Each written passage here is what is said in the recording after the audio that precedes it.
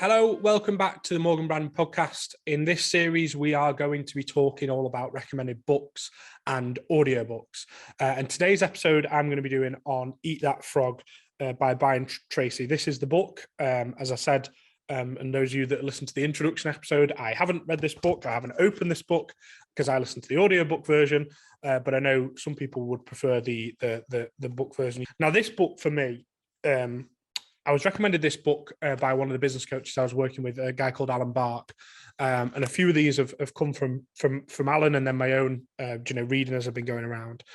And I would say this is one of the books, and this is why I picked it first, that has got me going the most. Now, I've definitely, as a business owner, and many of you listening might be business owners, work stupid hours, 16, 18 hours a day at various points.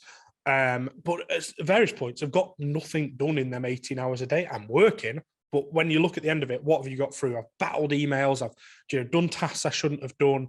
And then there's still 2 or 3 tasks left at the end of the day, all that I leave to last, that I've been dreading all day and I haven't got done. Now, this book gave me a methodology for fixing that. So Eat That Frog. 21 great ways to stop procrastinating and get more done in less time.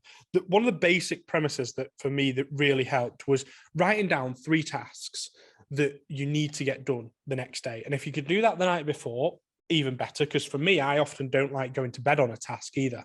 I'm not an early morning person, I'm a late night person. So I try to get all my tasks done before I go to bed. But that's not always great. It can take too much time. There might be a job that you need to ring somebody and you have to do it the next day. You can't do it, at 11 o'clock at night or whenever you're working. So what I started doing was writing them 3 tasks down. In fact, for me, I gave them to Alan, who was my coach, and give them to Alan. And he then became my accountability partner. And on them 3 tasks, at 10 a.m. the next day, I would message him saying, done.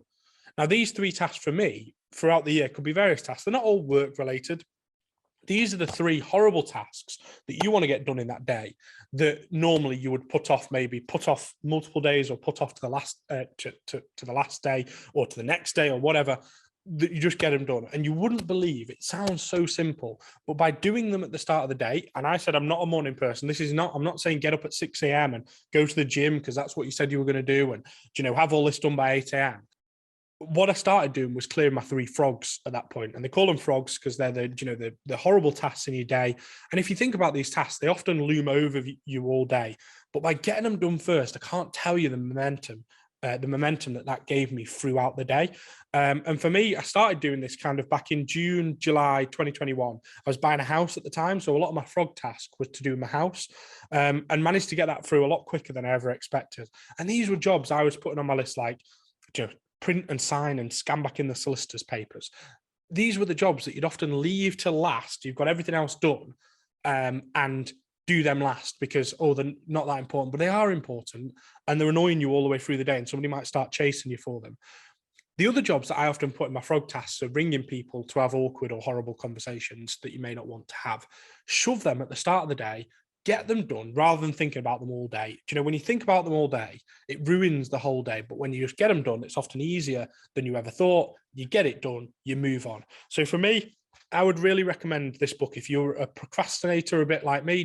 You work hard, but you think, have I got as much done as I should have got done? Or was I doing the tasks that I should have got done? So for me, one of these tasks was getting some of these podcasts done today. I've been carrying around these books for probably a month now, going, I'll do the podcast when I get time. I do the podcast when I get time.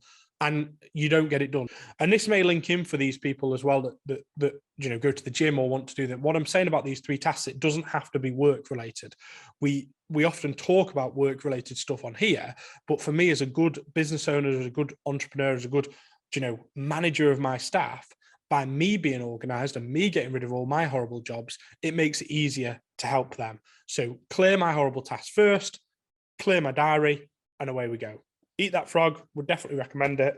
Get it read, and thank you very much. In the next episode, the next book I'm going to be talking about is Radical Candor. So I hope you can join us next time. Radical Candor by Kim Stott, I'm going to talk about in the next video. Cheers. And people gave me advice that I didn't agree with, but at some point you need to hear that advice. And